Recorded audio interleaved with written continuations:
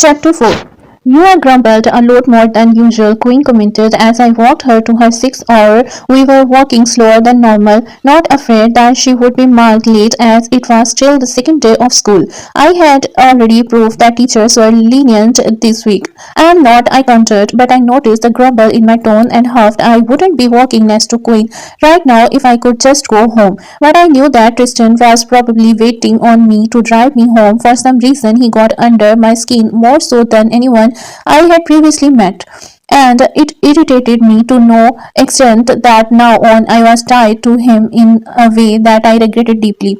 Queen gave me a pointed look, her eyebrow arched furiously, daring me to lie more to her. With a heavy sigh, I shifted the weight of the backpack on my shoulder, having sweet talked one of the teachers to help me pray my locker from its hinges. In other words, I will be getting a resignment of my locker that might be the only highlight of the day. The bell went off before I could elaborate my mental condition to her, well, in the most disrespectful way possible, because even though I felt the start of a hatred ground towards good old Tristan, I felt determined to keep the secret at a secret. Well, I got to go. Guess I will be seeing you tomorrow. Remember, we have to go over the fall party plans again. She reminded me, and I smiled, giving her a wave before she trotted off to her classroom. Defeated, I walked to the entrance of the school, feeling childish. I pressed my face against the cool glass to see the rain splattering hard against the sidewalk still, and my car only short distance away. I was once again grateful that I had thought of getting a close parking spot today. I didn't see anybody outside, and a flicker of hope sparkled in my eyes. Maybe Tristan had forgot about me. Smiling wearily, I pulled the hood to my jacket tightly around my head before pushing open the door and rushing out into the cold rain. I was soaked to the bone by the time I had reached my car and dug my keys out of my pocket. Crawling into the car, I quickly fired the car to life with shaking hands. Turning the heat up all the way, I waited comfortably while the car's heating system was warming the car.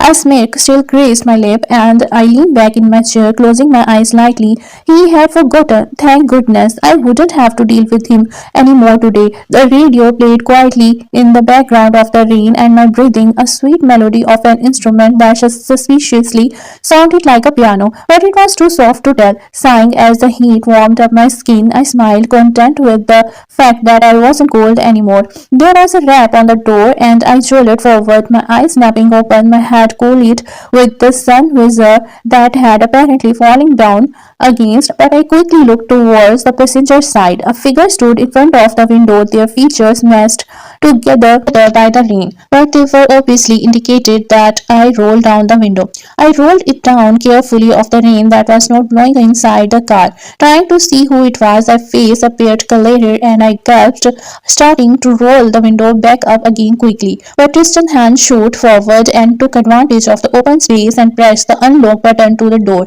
I tried fiddling with the window and searching for the lock button at the same time, but I was too late. He had already opened the door and was climbing into the passenger seat. I glared at him as he shut the door firmly behind him, the window finally rolling up a minute too late of its purpose. He shook some of the water droplets off his hair, a grin on his face as he finally turned to look at me. You tricked me. You jerk, I growled, and he just laughed it off. It struck me. This was the first time I had ever heard him laugh, and I found myself captured by its tone. The deep baritone note like thick velvet, and my anger dissipated.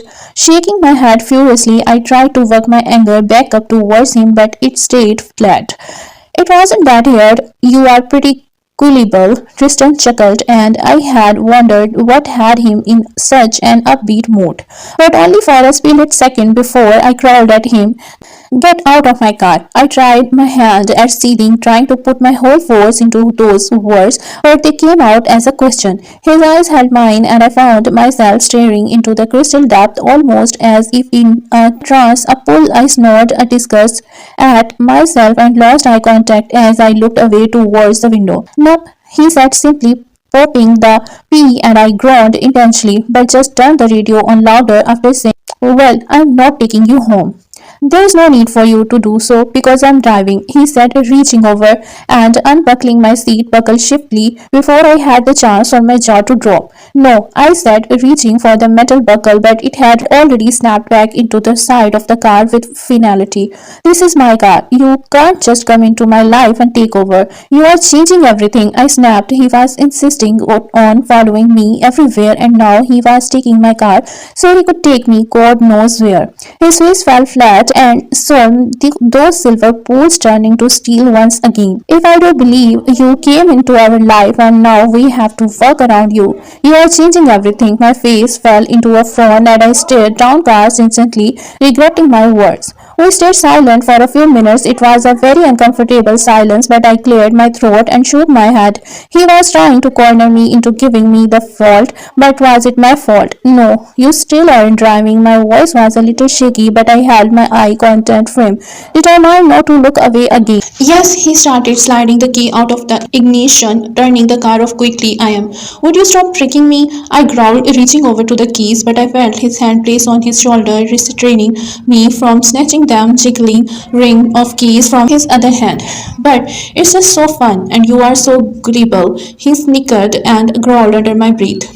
The heat started to seep away from my body as the car's hot air was leaving through the vents. I stopped trying to grab the keys and grasped my firm arms to contain the shivers that were starting to erupt on my skin. Tristan's hand on my shoulder was hot to the touch like an ember in a fire, and I found myself leaning into his hold to be wrapped in those warm arms. He hadn't seemed to notice my likeness to his touch, but my coldness. Well, seems you have a choice. You can either let me drive so you get the car warm again, or you can deal with the alternative and walk home while I keep your keys. He shook the keys to extend the deal. I stole a glance from him to the keys, debating whether I would be fast enough to catch him by surprise. Probably not.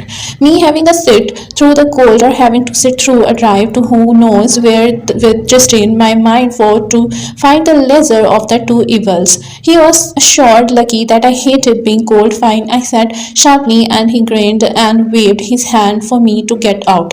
No way, I'm not going to let you drive away with my car. You are getting out. He just shrugged. Fine, but I have the key, so there is nothing you can do about it in an attempt to leave me here. I rolled my eyes but waited patiently for him to get out. The door opened, another cold rush of rain and air blasted at me, and I winced at the brief nonsense before crawling over to the passenger seat. He came in the driver's seat just as I was snapped the seat buckle again. A look of irritation sure to be on my face. He smirked again before hesitating to turn the car on again.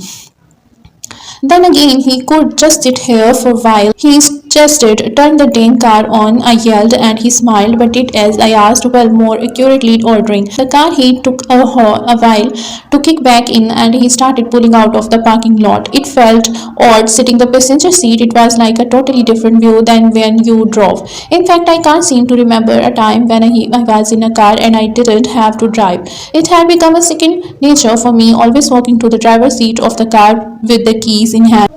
Now I felt sort of helpless, just along for a ride in a literal sense. I glanced over at Tristan, his eyes nonchalantly glued on the road. I noticed the way the raindrops had made his hair wet and curled in smaller, tighter curls and dry. Its neck strained for going even darker at the moisture stray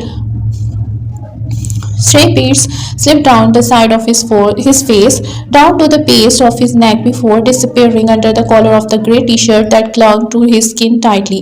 He wore a leather jacket over his shirt that was beaded with the rain, giving him a bad boy aura that matched his sarcastic, self-absorbed attitude. Through all the material, I could still make out an outline of firm muscles that flexed and unflexed with each time he did a happen of a turn. I could imagine myself easily wrapped in those strong arms, the warmth that would surround me like a blanket, the total feeling of safe and security. My face against that chest, breathing in his scent that was starting to wind its way into my car. My eyes trailed up his arm until they reached his lips that I now noticed were turned upwards in yet another one of his smirks that caused me to look into his eyes, searching for the reason of the smirk. His eyes were the same silver that drew me inward every time I glanced at them, and I almost smiled at the thought of gazing into those eyes for eternity. Until I found out they were looking back at me, blushing furiously, I snapped my head back to look out the window. I had turned so fast that I heard a snap in my neck. Discreetly, I lifted a hand up so I could rub the crick out of my neck with a groan. What was I thinking? He was a selfish, uptight jerk of a guy and a werewolf no less. So far, the only thing he had shown to me was that I was a nuisance in his path and poured the entire fault on me for walking in on him in a fight with another werewolf. So why was I even considering him handsome? The corner of my mouth lifted a distance as the rain whipped past the car that was now passing the road that led to my house. Where are we going? I asked, tried to act nonchalant about the fact I had been staring a moment ago because we just passed my house. Who said I wanted to go to our house? I'm driving, he said obviously. In my car when I was planning to go to my house without you, I stated. But I am the one driving, he said again, because you blackmailed me into letting you drive. If you won't drive me home, just stop here and let me walk. I said, pulling on the door handle for emphasis. I wasn't handling being in the same confident space with him well, and my emotions were going haywire. He looked at me shocked. You hate the cold though. I smirked at catching him surprised. Don't try and act like you really know me. I defended myself against his true accusation. Now stop or get out. I took him a moment to reply, but he didn't stop the car and I watched the blurred trees past us. Sorry, can't do. We are too far from your house now. You might tell someone between here and there. My eyes equated in irritation. Fine, I'm not going to give in to it. Your inflated ego. That fears of my irritation. I said simply and fell back against the window. I wondered how long he would last without having to tease me. The rain didn't stop. If anything, it picked up and pelted the car too mercilessly that I was worried for the paint job. I had just now noticed that the music station had subtly been turned onto something that resembled hard rock, and I sighed, making myself calm down before I fell into his need or irk me. Which was probably the only reason he changed the channel. Where are you going? I asked again, realizing I hadn't gotten an answer before. My fingers were drumming on the seat.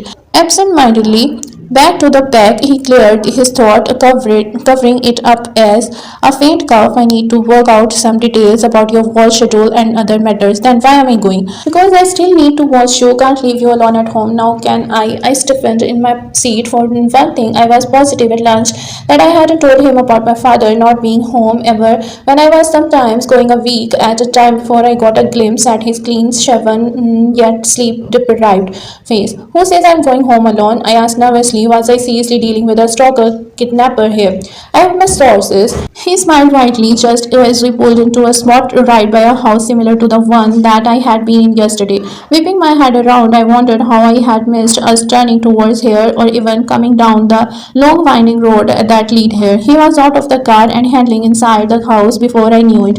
I sat there dumbfounded as the car suddenly felt achingly empty. This overbearing presence gone. What was he doing to me? I felt the car start to get colder again and realized he had taken the car keys again. Yeah, why leave me with them? I would just drive away. At least he was smart in some ways.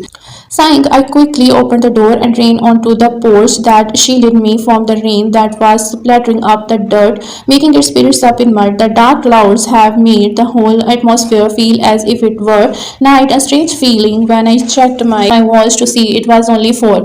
No one else would even be out of school yet. The lights inside of the house were warm and inviting, but I stood there in the threshold of the door, gazing in. The sweet smell of cooking from deep within the confines of the household wafted out towards me, but I stood halted, feeling so out of place in the homey atmosphere. So instead of letting myself go inside for the warmth that seemed to radiate inside, I walked over to the end of the porch and settled the rickety wooden swing that hung up chains from the porch roof. Life seemed to not exist in the 2 times I had been here. No one was outside the houses, as if everyone was holed up inside. Away from me, I had found out their secret, so who really would want to contact distract me. So I just sat there staring at my hands as they wound around each other, impossibly giving myself a thumb war between them.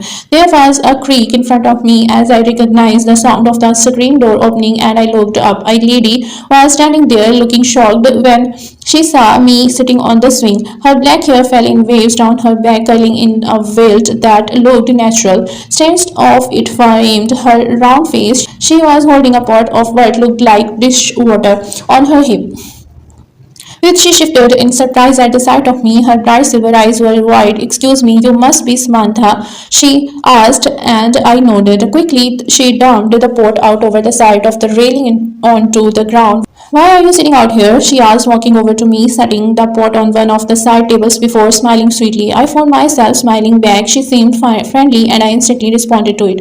"Oh, a twisted car. Yeah," I couldn't find the right words to explain the situation, but she seemed to get it. "What have I taught that boy about manners?" she huffed, her black hair bouncing as she sat beside me. After tying her hand on her apron swiftly, she held one out of me. "I'm Mrs. Aberdeen, Tristan's mom." I took her hand, the warmth enveloping my own. "Sam," I responded, and she nodded. "Yes, I have heard all about you from. Why don't we get inside? This cold is close to unbearable, dear." I nodded gratefully, and we walked inside. I shivered at the absence of the cold. The wood floors and forest accent inside the house seeming to influence the heaters to work harder. Mrs. Everdeen was so much different from Tristan in the brief conversation that had already started between us. She sounded sweet and friendly. It seemed impossible that two of them were even related. "Come to the kitchen, dear," she called, walking down the hall. I took off my boots and carefully placed them by a door before padding down after her. The kitchen was an amazing sight. Its up-to-date appliances all shining with silver surfaces. The counter space wasn't near to used up as a huge set of ingredients were spread out widely in front of her. As she walked around the floor that could be used as a ballroom sit down, she gestured me over to the set of bar stools that were lined against the counter. Slightly uncomfortable in a stranger's home, I sat down as she started chopping up carrots on the counter space opposite from me. "Thank you," I murmured. "Tristan really should have taken you inside. It's so impolite to leave you sitting in the rain like that," she fussed. "Oh, it's fine. I chose to sit out there," I stamped out, not knowing why I was covering up for him. He still shook to have offered. The firecrackle from the living room next to the kitchen. Soft music played on the stereo system. I admired the expensive style that decorated the house, leather couches that looked perfect to snuggle in on, and a soft plush carpet, the kind that would slip between your toe when barefoot. "You don't mind that I'm human?" I said suddenly, the question nagging in the back of my subconscious. She laughed lightly. "Of course not, dear. We have lived near humans for years upon years. It's not like we have distance towards them." "But aren't you worried that I would tell?" I asked, worried. She looked me in the eye, her warm eye shining as she smiled. "No, dear. You seem like the sweet type of person, and I have already found trust in you. I have no doubt you will keep our secret." I smiled back, glad I had someone's trust. "What are you cooking?" I asked, moving on to easier subjects. "Dinner. We would be honored if you would stay with us, Sam," she said, and I checked my cell phone instinctively, looking for a text message from my father. He always let me know when he planned on coming home for dinner, so I would have to ready for him. Nothing, and my stomach rumbled as I realized I was hungrier than I let on. "We insist," she continued, nothing my hesitation. "If it won't be too much of a hassle, I would love to," I said softly, and she nodded in approval. Just the thought of going home after being in a such warm home like this chilled me to the bone. To walk in an empty house, to only be greeted by the glassy-eyed images on the television and a dinner for one was just depressing. Maybe for just one night I could pretend I had a family with this woman, with her sweet, kind face and gentle attitude. Maybe just one time.